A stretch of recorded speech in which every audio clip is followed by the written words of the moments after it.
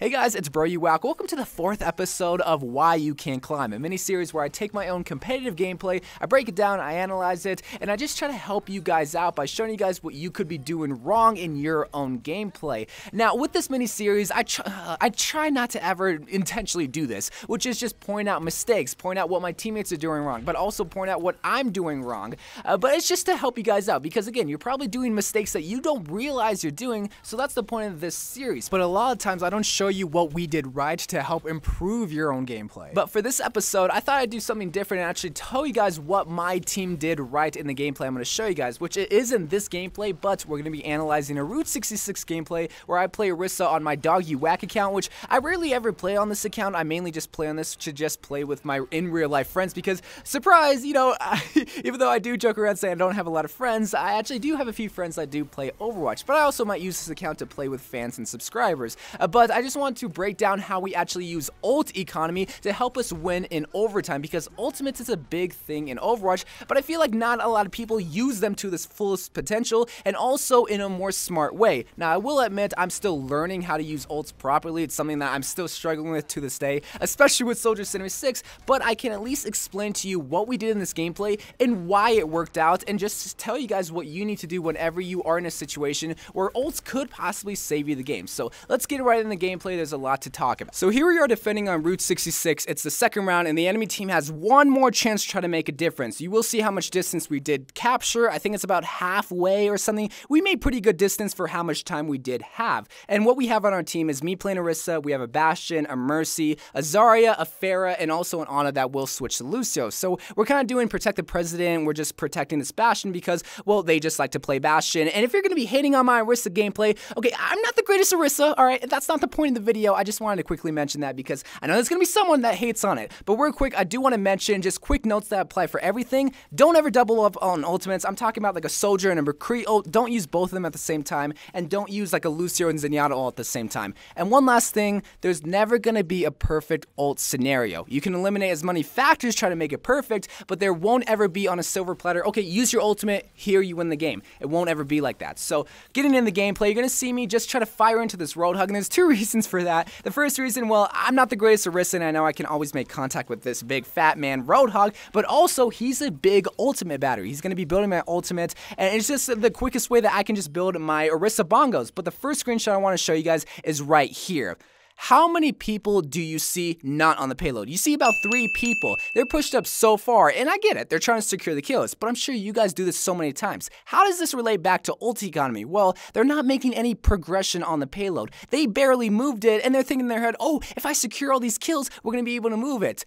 But the thing is, though, we're going to be able to get back to where the gate is and hold another defense. The key thing here is that we're going to be able to chew time off the clock, and we don't have to waste our ultimates in situations where we have to hold, because they have to win like 3 fights. At this point, we're going to only have to win maybe 1 or 2. It's going to be all up to them. So here we go. A few of us die. Zarya is holding out on her own. Same with Lucio, and shouts to him because he was doing an awesome job contesting. But look, they're still not capturing. They still haven't made any progression, and now they're actually losing progression, and then they finally get on the payload. But looky here, I'm already halfway to bar. I'm going to be able to set up a defense, set up a shield for a Bastion, and he's able just to get some kills. But it's going to be very important coming up, because these are the first ultimates that are going to be popping off, and ultimates win game in Overwatch. They just really do. But looky here, they still haven't gone past Big Earls. They're not anywhere close to the gates, so we're going to be able to set up an awesome defense. And also, it's because Lucio can tested a bit, but looky here, I'm close to my ultimate, and here is the next screenshot I just want you guys to pay attention to, since we were able to get a few kills and hold such an awesome defense. I'm popping my first ultimate. Now, there's a lot of things that you need to consider, and I'm going to tell you the 3 things that you need to think of in a matter of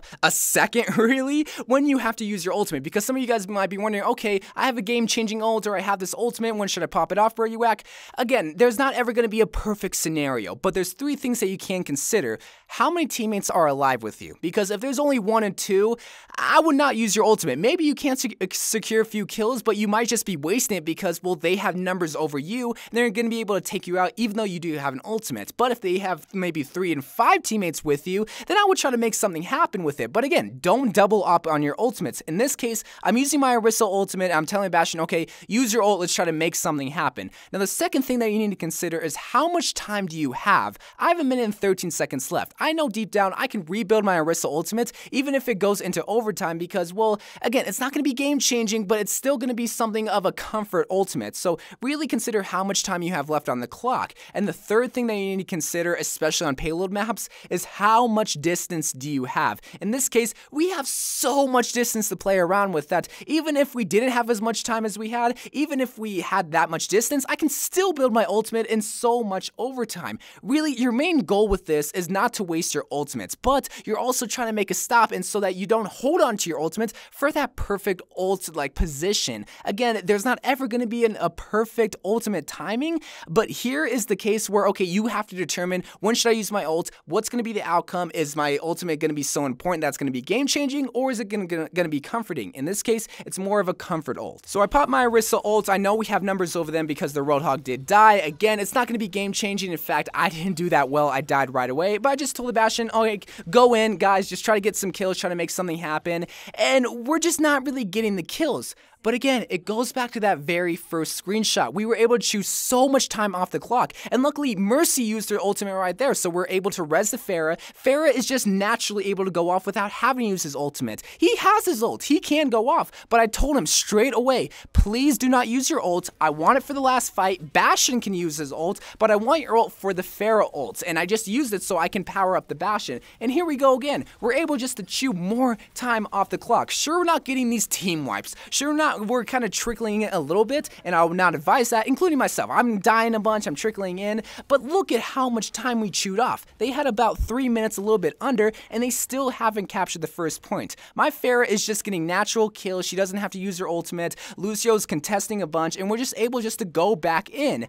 But now we have to be very careful. I'm telling my Bastion, okay, now we finally lost the fight, but I know deep down that we also have a Pharah ult, and we also have a Zarya ult. So now is the time that we have to make a stop, because now we're in overtime. We can't be playing around. We don't have to be chewing the clock. Now we have to make that final punch. This is the time that we just uppercut them in the jaw and finally send them flying. So, okay, I'm telling the team, all right, Pharah, do not ult until the Zarya ults. Zarya, ult on my command. Lucio, use your ultimate if you do get it to protect the Pharah. If I get my ult, then we're gonna ult right there. And here is another key part. Junkrat, for whatever reason, is in the bar. So maybe he was trying to do something cheeky, maybe he was trying to flank, whatever, but now we have numbers. We got a kill, and that Mercy is going to be able to res our Lucio. So it's a 5v6. The biggest thing that you can do is try to eliminate as many factors. I can't tell you when the perfect time to ult is, but you can try to eliminate as many factors, try to make it the perfect ultimate spot. So that's one factor down. So I said, guys, let's capitalize it. Now is the time. But one last thing that I just want to show you guys that could stop this whole ultimate plan from happening is factors like this. Remember how I said you want to try to eliminate as many factors as possible? D.Va Defense Matrix, a Zenyatta ult, a Genji deflect, or in this case, a Roadhog hook can all stop ultimates. More specifically with like a McCree ult, somewhat of a Soldier ult, but in this case, it was Pharah's ultimate. So once I saw that, that was the biggest factor that I knew that could stop this, but there's one other thing that I also want to mention that I didn't realize until I watched this gameplay. Ana's Sleep Dart could easily stop the Pharah, but you're gonna see we got very, very lucky. So here we go. Roadhog uses ult. I said Zarya ult, Pharah ult, Lucio ult. I got my bongos. I powered up the Pharah, and we got a team wipe. That was the fight we were waiting for, and we won because of great ult economy, strategic planning, natural kills, and just being straight up smart and chewing up the clock.